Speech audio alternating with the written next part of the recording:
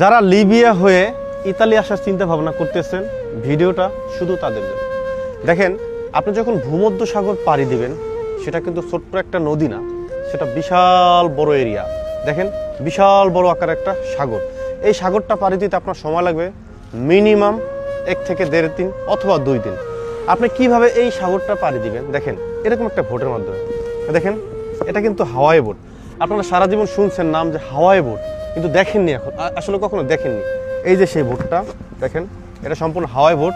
এটার মধ্যে এখন হাওয়া নেই, এটা সম্পূর্ণ একটা কাপড় জাতীয়, ওকে, এটা সম্পূর্ণ প্লাস্টিকের কাপড় জাতীয় ফাইবার টাইপ। তো এটা যখন এটার মধ্যে মিনিমাম হচ্ছে লোক আপনার 10 থেকে 15 জন হবে, কিন্তু তারা ম্যাক্সিমাম 35 থেকে 40 জন লোক দিবে। যখন এই অবস্থায় পানি থাকবে, তখন কিন্তু তারা বোটটা ছেড়ে দেবে। আসলে জীবনের মায়াটা তাদের নাই, কিন্তু আমাদের আছে, আমাদের তো বুঝতে হবে। আপনি লিবিয়া দিয়ে আসেন, সমস্যা নেই, কিন্তু একটু সেভ আসেন। আপনি হাওয়াই ভোট অর্থাৎ এরকম টাইপের ভোটে আইসেন না।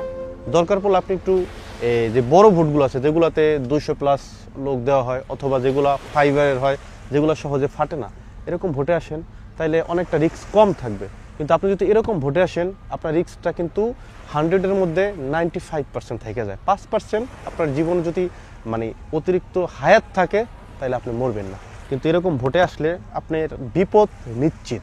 ধন্যবাদ।